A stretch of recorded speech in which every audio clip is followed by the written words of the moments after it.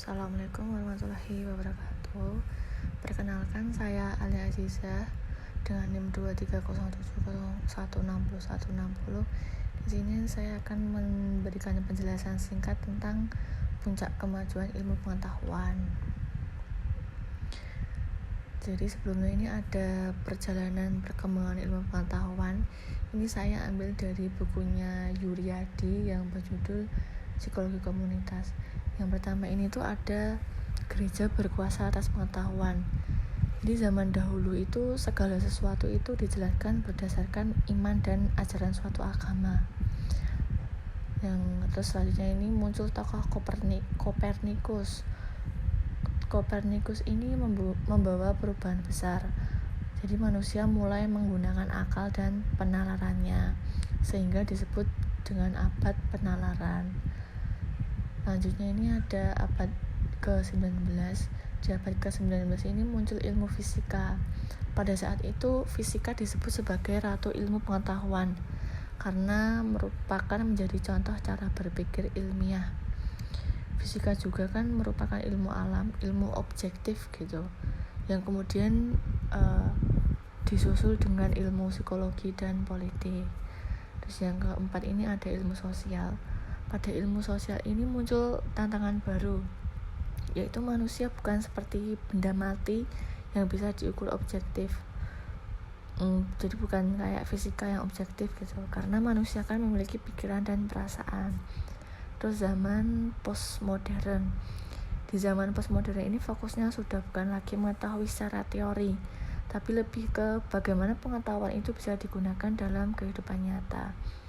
Jadi yang menjadi puncak kemajuan ilmu pengetahuan itu ya di zaman postmodern ini atau di zaman saat ini. Jadi perjalanan ilmu pengetahuan dimulai dari masa ketika gereja berkuasa, lalu bergeser ke masa penalaran logis dan ilmiah, hingga akhirnya masuk ke masa postmodern yang menekankan pentingnya konteks sosial dan nilai-nilai manusia. Ilmu pengetahuan tidak lagi hanya mencari kebenaran objektif, tetapi juga berusaha memahami manusia dan masyarakat secara lebih utuh dan bermakna. Nah, terus lalu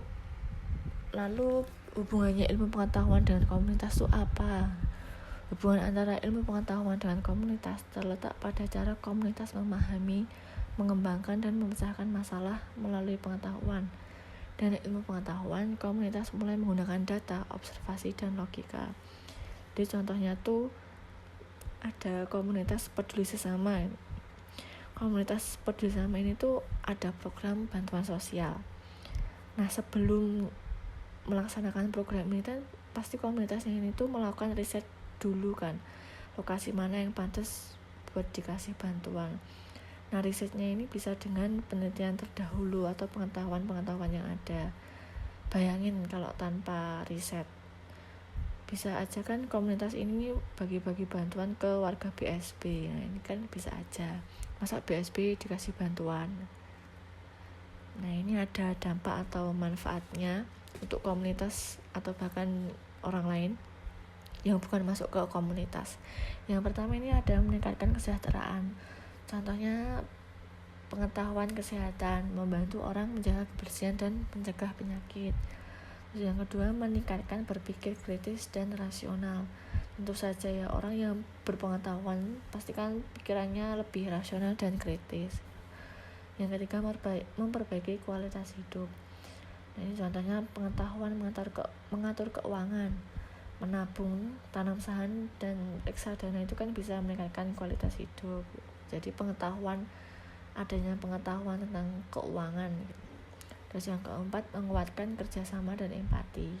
Dengan pengetahuan, komunitas itu bisa jadi belajar kerjasama dan saling mendukung.